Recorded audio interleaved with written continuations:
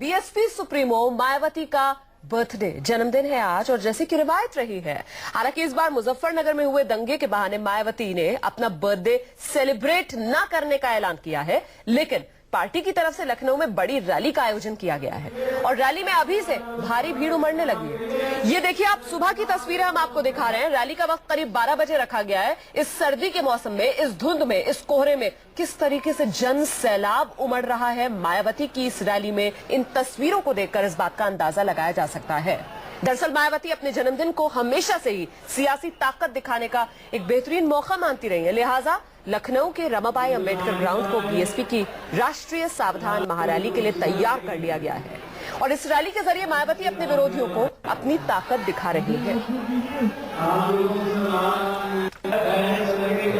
जी, तो रैली स्थल से हमारे साथ मौजूद हैं न्यूज 24 के संवाददाता मानस श्रीवास्तव। मानस,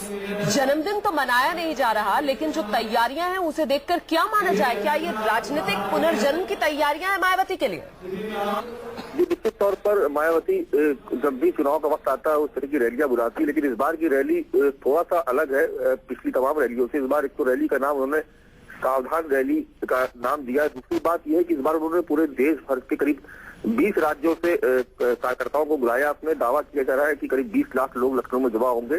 3 दिन से आने का सिलसिला जारी है और अब तक लाखों की तादाद में लोग पहुंच भी चुके हैं। निश्चित तौर पर मायावती यहाँ से चुनावी युद्ध का बिगुल फूंक देंगी और तमाम जो रणनीति है पार्टी की उसके बारे में कार्यकर्ताओं को अपने बताएंगी, जो सीधा संवाद स्थापित करेंगी। कोशिश एक दूसरी ये भी है, इस बार की जो नरेंद्र मोदी की रैलियां हो रही है उसमें जिस तरह से भीड़ उमड़ रही है, उसी के पैटर्न पे तकरीबन मुलायम सिंह यादव ने भी कई जिलों में रैलियां की है। मानस, उत्तर प्रदेश की सियासत के मिजाज को दर्शकों को और जरा समझाइए। ये जो हुंकार भरी जा रही है मायावती की तरफ से इस रैली के जरिए, जो चेतावनी दी जा रही है, ये चेतावनी यूपी की सियासत की नब्ज को टटोलते हुए सबसे बड़ी चेतावनी किस दल के लिए मानी जाए? देखिए, निश्चित तौर पर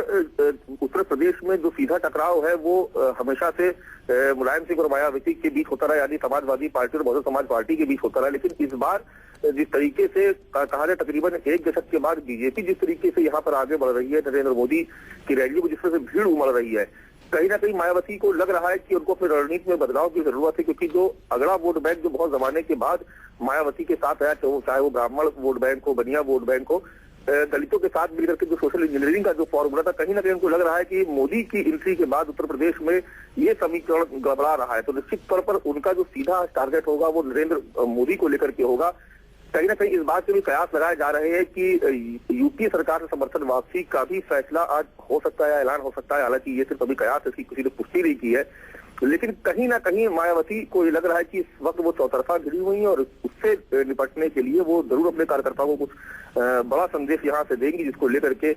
जो कार्यकर्ता है वो अपने अपने राज्यों में जाएंगे, अपने अपने जिलों में जाएंगे और वहां पर उस रणनीति के मुताबिक अपना काम करना शुरू करेंगे। बिल्कुल, सर्दी के इस मौसम में भी कैसे चुनावों के लिए कार्यकर्ताओं पे गर्मी भरी जाए, जोश भरा जाए, उसी का ये एक बेहतरीन नमूना जो बीएसपी की तरफ से पेश किया जा रहा है। मौका मायावती के जन्मदिन का है, लेकिन मुजफ्फरनगर में जो दंगे हुए उसे आधार बनाकर मायावती की तरफ से कहा गया है कि इस बार वो अपना जन्मदिन नहीं मना रही, मतलब ये सेलिब्रेशंस नहीं है। हाँ, ये चेतावनी जरूर है, चेतावनी रैली जरूर इस दिन की जा रही है और चेतावनी दी जा रही है उत्तर प्रदेश के बाकी सियासी दलों को।